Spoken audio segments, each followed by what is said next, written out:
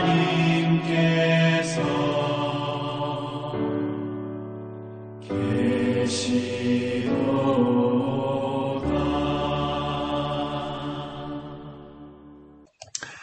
2022년 10월 4일 화요일입니다. 매일 성경 오늘의 말씀은 사무엘하 11장 1절에서 13절까지입니다.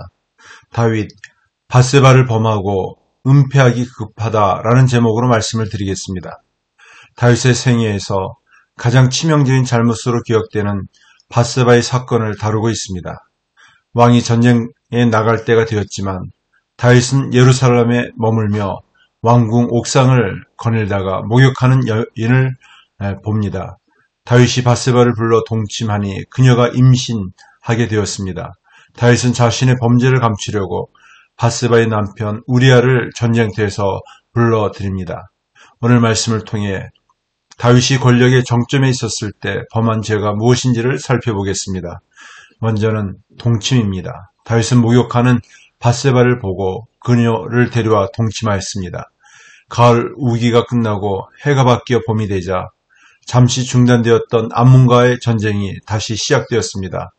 왕이 출전해야 하는 전쟁이었지만 다윗 왕은 전쟁터에 나가지 않았습니다.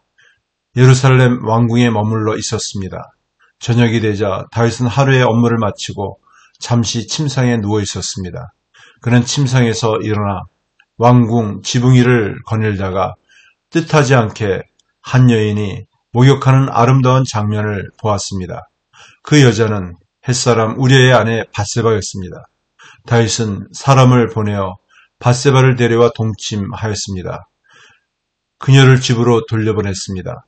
그는 육신의 정욕에 이끌려 간음죄를 저지른 것입니다. 다음은 다윗은 밧세바의 남편 우리아를 전쟁터에서 소환하였습니다.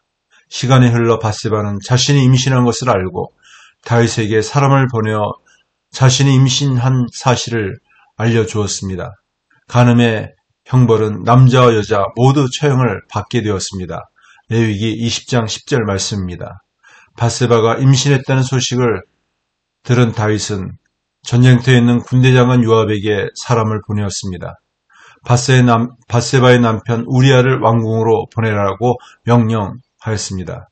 다윗은 자신의 불륜을 감추기 위해 밧세바의 남편을 의도적으로 부른 것입니다. 다윗은 우리아가 예루살렘에 오면 그의 아내와 동침하게 하여 밧세바가 임신한 아이가 우리아의 아이라고 주장하려는 계획을 세운 것입니다. 마지막으로 다윗은 죄를 회개하는 대신에 죄를 은폐하기에 급급하였습니다.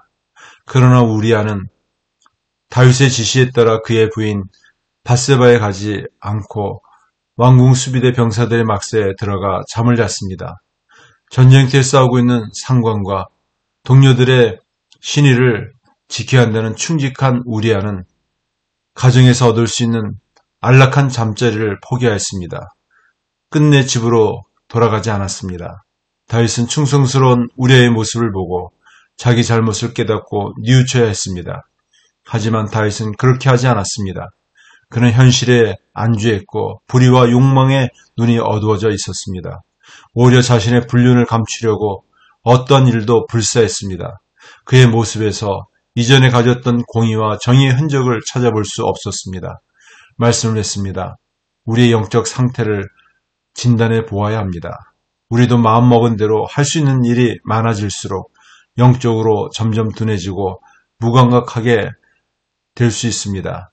우리는 현실 안주와 영적인 태만으로 경고등이 켜져 있지 않는지를 살펴보아야 합니다.